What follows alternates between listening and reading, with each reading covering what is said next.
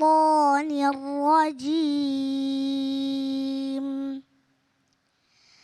بسم الله الرحمن الرحيم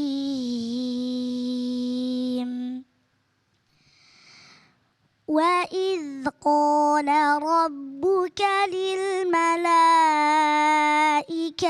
إني جاعل في الأرض خليفة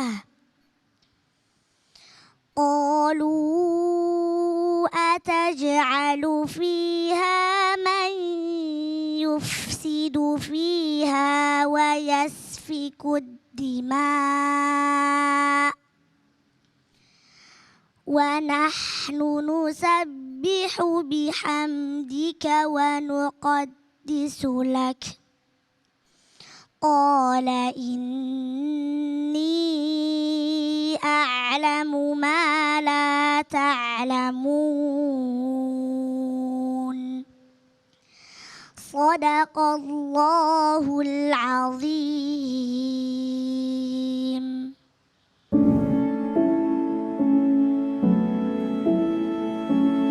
Setahun sudah kepemimpinan baru menampaki jalan pengabdian. Langkah demi langkah, kebijakan demi kebijakan menjadi cermin dari janji dan harapan rakyat. Namun, di balik dinamika pemerintahan, ada doa yang senantiasa mengiringi. Doa agar setiap keputusan lahir bukan hanya dari pikiran, tapi juga dari hati yang tulus dan niat yang lurus. Rakyat menuntut keadilan, kesejahteraan, dan kedamaian. Dan seorang pemimpin sejati tahu bahwa amanah bukan sekedar jabatan, melainkan titipan dari Allah. Menjadi pemimpin bukan untuk diagungkan, tapi untuk menegakkan kebenaran, menebar kasih, dan menjadi pelindung bagi yang lemah. Semoga dalam tahun-tahun ke depan, pemerintahan ini terus berpegang pada nilai keimanan, menjadi ladang amal bagi yang memimpin dan membawa berkah bagi seluruh rakyat Indonesia.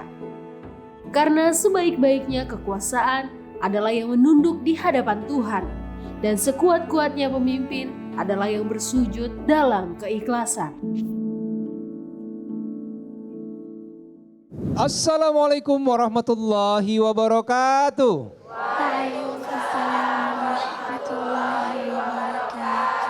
Alhamdulillahirabbil alamin. Allahumma shalli ala sayyidina Muhammad wa ala ali sayyidina Muhammad. Alhamdulillah, segala puji bagi Allah. Kita kembali di acara kesayangan kita, Kalam Hati. Insyaallah sampai ke hati. Masya Allah. Hari ini kita berada di masjid yang sangat indah ini. Masjid As-Sakinah, Jalan Bendi Utama, Tanah Kusir, Jakarta Selatan. Masya Allah, semoga masjid ini membawa keberkahan dan membawa jamaahnya semangat istiqomah membuat ibadah. Amin ya Rabbal Alamin. Masya Allah. Tadi kita sudah menyaksikan sebuah tayangan VT tentang 1 tahun pemerintahan Republik Indonesia. Masya Allah, banyak sekali tanggapan dari masyarakat. Dan kita selalu berharap semoga pemerintah yang sekarang sedang memegang kepemimpinan, Allah berikan selalu kepemimpinan yang baik, amanah kepada rakyat, dan yang paling penting rakyat bisa hidup sejahtera, adil dan bahagia. Amin ya Rabbal Alamin. Masya Allah. Saya mau menyapa guru-guru kita yang sudah hadir. Assalamualaikum Ustadz Munawir. Waalaikumsalam warahmatullahi wabarakatuh. Sehat ya Ustadz ya? Alhamdulillah Ustadz. Kita akan bergeser ke sebelah kiri.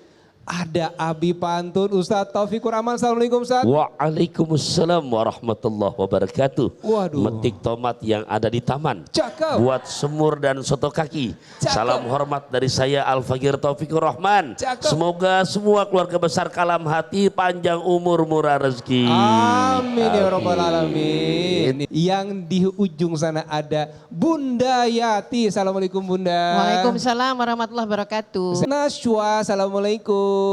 Waalaikumsalam. Ada satu pertanyaan buat Najwa nih. Apa arti pemimpin menurut Najwa? Pemimpin adalah pemimpin yang memimpin satu kelompok. Contohnya ayah yang memimpin keluarga. Waduh, Masya Allah, pintar. Jadi pemimpin orang yang memimpin satu kelompok ya. Contohnya ayah. Ya, Masya Allah, sekarang kita langsung aja akan membahas satu tema yang sangat menarik. Tadi kita sudah singgung masalah pemimpin. Tema kita adalah pemimpin yang mulia. Langsung kita akan mendengarkan tausiah yang pertama dari Abi Taufikur Rahman. Dengan temanya adalah ciri-ciri pemimpin yang mulia. Silakan Abi. Assalamualaikum warahmatullahi wabarakatuh.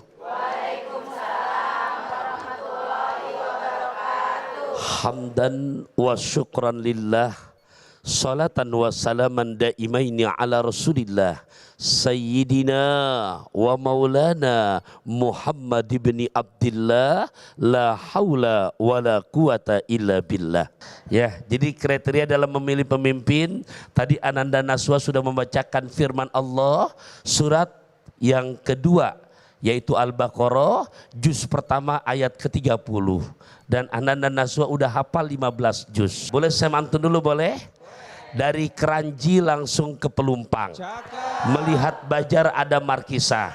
Urusan ngaji bukan urusan gampang. Kalau kita dan anak-anak gak belajar, mereka gak bakalan bisa. Cocok? Cok gali cok gala gacok. Iya. Di ayat ke-30 di sini Allah ngasih kode.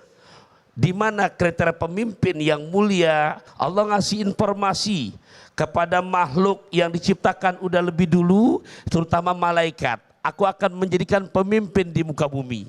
Lantas mereka demon, ya Allah, Engkau akan menciptakan pemimpin di muka bumi yang nanti kerjaannya tukang menumpahkan darah, merusak.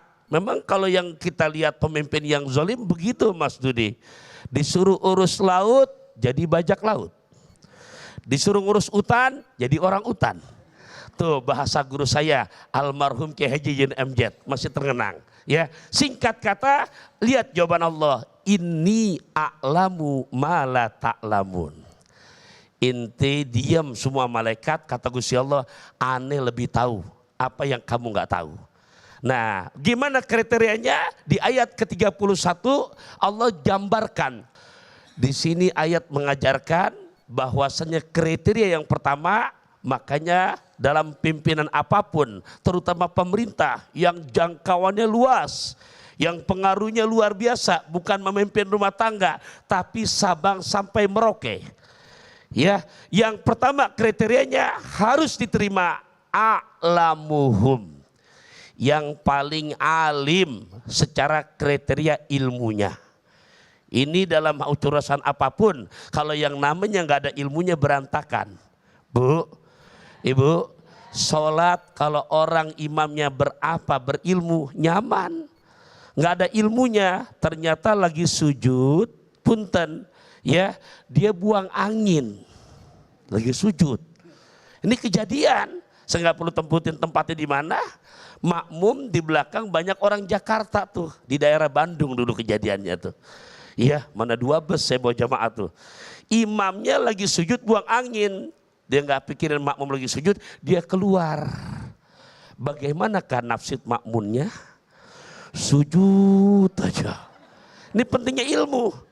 Orang Jakarta merasa sujud kelamaan, ada jamaah saya yang ngintip. Begitu ngintip dia komentar, wih imam kita udah nggak ada.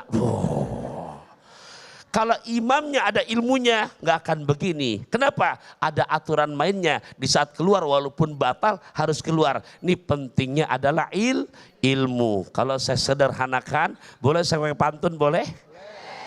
Ya Allah, minum jamu ke Pondok Indah bersama tamu dari Malaka. Dengan ilmu segalanya jadi mudah. Ya Allah, tanpa ilmu hidup celaka. Cukup ilmu saja kurang. Yang kedua, di ayat yang sama pada ayat ke-32-nya akhirnya malaikat menerima. Begitu Nabi Adam tampil jadi pimpinan, lantas Nabi Adam diajarkan dulu ilmunya dan dia bisa mimpin. Apa ungkapan malaikat? Ya Allah, maha suci Engkau ya Allah. Memang kalau nggak diajarkan, nggak mungkin aku tahu. Ini kriteria yang kedua, nggak cukup ilmu aja. Mana yang kedua? Inilah yang ada menempel pada sifat kenabian, sidik, amanah, tablik, fatonah. Yang kalau kita rangkum, betul-betul mengedepankan al-akhlakul karimah. Karena kalau nyari yang pinter di Indonesia, udah banyak. Iya, jangankan S1, ya S2, kadang kebanyakan S jadi beku. Lah iya, yang namanya yang pintar, jangankan yang namanya S1, sekarang anak TK aja wisuda. Betul apa enggak? Mereka lulus pintar, tapi punten, nyari yang pintar bari bener, ini yang rada susah. Nah yang bisa membimbingnya bagaimana akhlak juga bersama kepada orang yang alim. Bu, Pak, kalau udah pakai akhlak, ini kan Masya Allah. Ya, dirayu ke atas meja, waduh ini biaya untuk pengadaan yang namanya MBG sekian nih, waduh gimana kalau misalkan kita lebihkan, ya dia punya pengaruh pimpinan tanda tangan, waduh cuman mohon maaf yang tadinya harganya punten sekian dinaikin, ini haram, tapi karena pakai akhlak haram tetap tebal, haram tetap tebal, lebih gede tetap tebal, haram. Ini kalau nggak ada akhlaknya Mas Dude, gimana? Kurang, haram. Naik lagi deh, mulai berubah, halom. Begitu tambah lagi, gedean lagi, nggak ada akhlaknya, itu rok berubah jadi halal. Nah, yang rusak nanti bukan siapa, yang rusak yang dipimpinnya. Contoh di negara kita, semoga ke depan program pemerintah yang sudah setahun, yang mereka mendapat jatah makan gratis siang, jangan ada yang keracunan lagi. Ya kan sedih lihatnya, jangan abung-abung gratis, kan pada masuk rumah sakit, bukan 1 2 yang masuk rumah sakit, ratusan orang. Allahu Akbar. Kenapa bisa begitu? Ini pentingnya yang namanya akhlakul karimah, yang dikemas di dalamnya tentunya ada sidiknya, jujur. Ada tabliknya, ya Allah. Jangan hanya mengedepankan kepentingan pribadi, ini harus sampai kepada rakyat juga. Semang pesannya begitu, demikian amanah dan betul-betul fatona. Di saat ini dikemas, ilmunya ada, amanahnya ada, maka predikat yang beginilah yang kata Syekh Abu Zakaria Syaraf An-Nawawi dalam kitab Riyadus Sholihinnya, itu masih bab-bab awal, 7 kelompok manusia yang besok di saat mereka panik dengan gejolak huru hara kiamat kubro, ini 7 kelompok nyaman. Yang lain bingung, dia tenang. Siapa mereka? Nabi menyebutkan pemimpin yang adil, pemimpin yang amanah. Saya tutup pakai pantun dikit saja. Boleh, Ustaz. Ya Allah, orang Malaysia berangkat ke Mekah. Cakep. Ya Allah, ngelihat Upin Ipin sampai ke Madinah. Cakep. Indonesia insya Allah terus makin barokah di saat punya pemimpin yang amanah. Amin. Ya Rabbal Alamin, Masya Allah. Terima kasih Abi. Balik kasih. Jadi pemimpin yang berilmu dan berakhlak. Betul sekali. Betul, jangan sampai tadi apa? Haram, Jadi halom, jadinya halal. Aduh, Masya Allah. Semoga kita terhindar. Halom itu Upin Ipin, halom. Upin Ipin ya Bunda ya. Baik, semoga kita terhindar dari pemimpin yang zolim ya Bu ya. Dan semoga Indonesia semakin baik dan semakin baik lagi. Amin ya Robbal Alamin. Masya Allah. Sekarang saya mau tanya dulu nih sama Bunda. Bunda nanti mau menyampaikan apa tausiah Bunda? Tentang ini kan Abi udah Pemimpinnya. ngejabarin sekilas ya. Ya. Nah ini duplikatnya kalau ngambil ke Nabi poin-poinnya apa aja. Oh, kalau ya, berkaca seperti ke tadi, Nabi. udah lebih dari separuh dari Abi. Oh, Masya Allah. Tapi kalau Ya enak saya. Iya. tadi kan ada halom. Kalau nanti di sini haram, bener haram. Beneran ya bener. Baik, kalau Ustaz Munawir nanti akan menyampaikan apa Ustaz? Insya Allah mudah-mudahan ini menjadikan tanbih pelajaran buat kita ya. Masyarakat adalah cerminan pemimpin. Oh, masyarakat cerminan pemimpin. Baik, penasaran Bu ya? Tahan Ya, dulu. Berarti istri cerminan suaminya. Nah, termasuk di Nah, situ ya. Ada yang nggak rela. Oke, tahan dulu sesaat lagi tetap di Kalam Hati. Insya Allah sampaikan.